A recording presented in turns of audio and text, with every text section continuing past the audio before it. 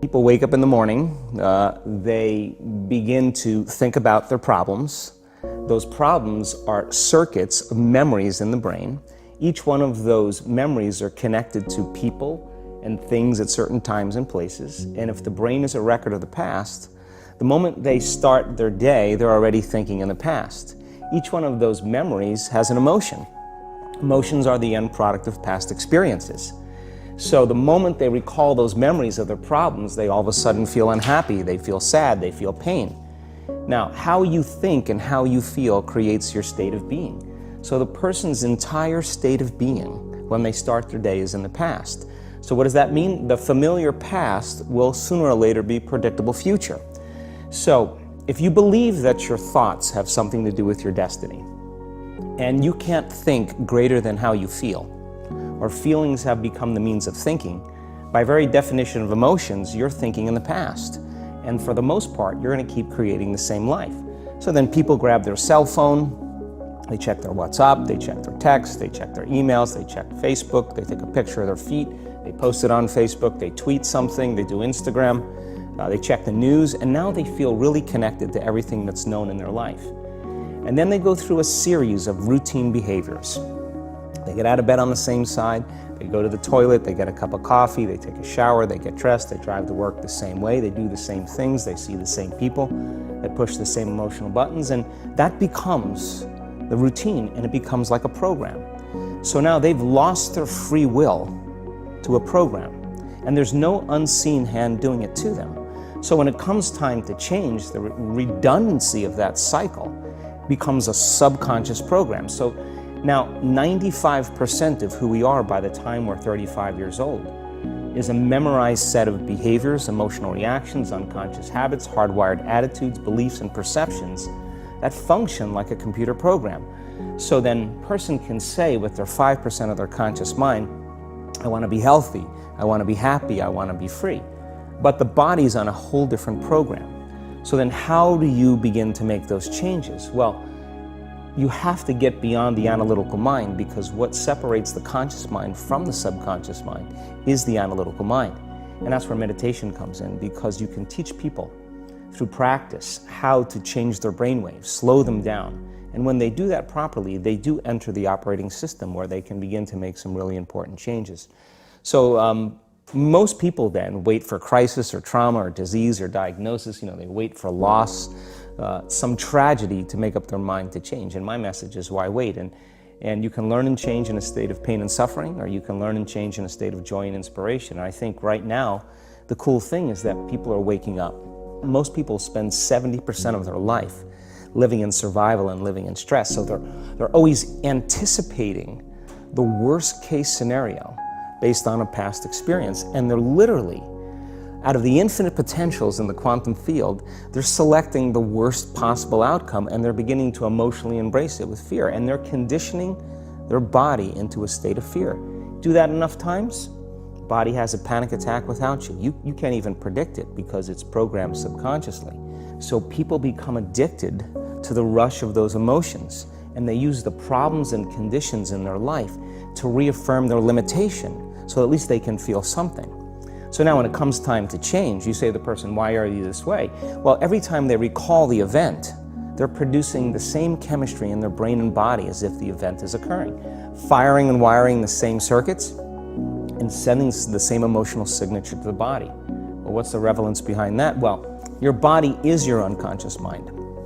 In a sense, if you're sitting down and you start thinking about some future worst case scenario that you're conjuring up in your mind, and you begin to feel the emotion of that event, your body doesn't know the difference between the event that's taking place in your world, outer world, and what you're creating by emotion or thought alone. So most people then, they're constantly reaffirming their emotional states. So when it comes time to give up that emotion, they can say, I really want to do it, but really the body is stronger than the mind because it's been conditioned that way. So the servant now has become the master, and the person all of a sudden, once they step into that unknown, they'd rather feel guilt and suffering because at least they can predict it. Being in the unknown is a scary place for most people because the unknown is uncertain. People say to me, well, I can't predict my future.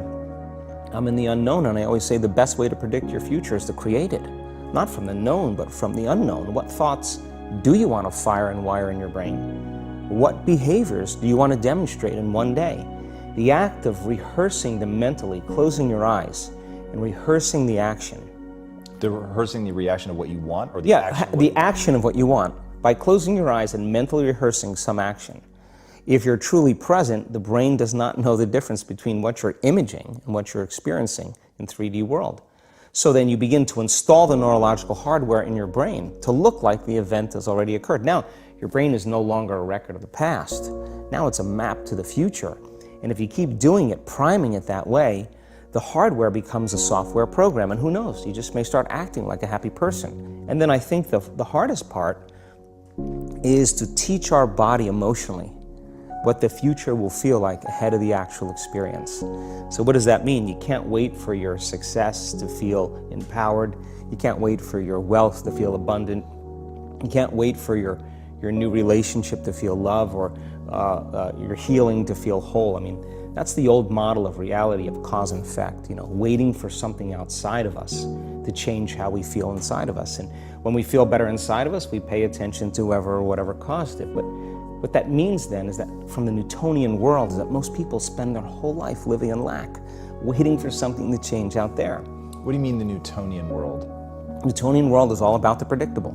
It's all about predicting the future. But the quantum model of reality is about causing an effect. The moment you start feeling abundant and worthy, you are generating wealth. The moment you're empowered and feel it, you're beginning to step towards your success. The moment you start feeling whole, your healing begins. And when you love yourself and you love all of life, you'll create an equal. And now you're causing an effect. And I think that's the difference between living as a victim in your world, saying, I am this way because of this person or that thing or this experience. They made me think and feel this way.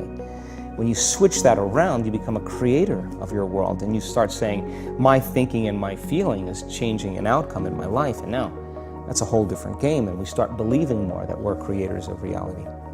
And most people, when they have a thought, they just think that that's the truth. And I think one of my greatest realizations in my own journey was, just because you have a thought doesn't necessarily mean it's true. So if you think 60 to 70,000 thoughts in one day, and we do, and 90% of those thoughts are the same thoughts as the day before, and you believe that your thoughts have something to do with your destiny, your life's not going to change very much, because the same thought leads to the same choice leads to the same behavior creates the same experience, and the same experience produces the same emotion. And so then the act of becoming conscious of this process to begin to become more aware of how you think, how you act, and how you feel. It's called metacognition. And so then, why is that important? Because the more conscious you become of those unconscious states of mind and body, the less likely you're going to go unconscious during the day. And that thought is not going to slip by your awareness unchecked, because it means to know thyself. The word meditation means to become familiar with. So as you become familiar with the thoughts, the behaviors, and the emotions of the old self, you're retiring that old self. As you fire and wire new thoughts and condition the body into a new emotional state, if you do that enough times, it'll begin to become familiar to you. So it's so important, just like a garden. If you're planting a garden, you got to get rid of the weeds. You got to take the plants from the past year and you got to pull them out. The rocks that sift to the top that are like our emotional blocks, they have to be removed. The soil has to be tenderized and broken down. We have to make room to plant a new garden. So primarily, we learn the most about ourselves and others when we're uncomfortable. Because the moment you move into that uncomfortable state, normally a program jumps in. When that program jumps in, it's because a person doesn't want to be in the present moment and engage it consciously. If you're not being defined by a vision of the future, then you're left with the old memories of the past, and you will be predictable in your life. And if you wake up in the morning and you're not being defined by a vision of the future, as you see the same people and you go to the same places and you do the exact same thing at the exact same time, It's no longer that your personality is creating your personal reality. Now your personal reality is affecting or creating your personality. Your environment is really controlling how you think and feel unconsciously, because every person, everything, every place, every experience has a neurological network in your brain. Every experience that you have with every person produces an emotion. So some people will use their boss to reaffirm their addiction to judgment. They'll use their enemy to reaffirm their addiction to hatred. They'll use their friends to reaffirm their addiction to suffering. So now they need the outer world to feel something. So to change then is to be greater than your environment, to be greater than the conditions in your world. And the environment is that seductive. So then why is meditation the tool? Well, let's sit down, let's close our eyes. Let's disconnect from your outer environment. So if you're seeing less things, there's less stimulation going to your brain. If you're playing soft music or you have earplugs in, less sensory information coming to your brain, so you're disconnecting from your environment. If you can sit your body down and tell it to stay like an animal, stay right here. I'm going to feed you when we're done. You can get up and check your emails, you can do all your texts, but right now, you're going to sit there and obey me.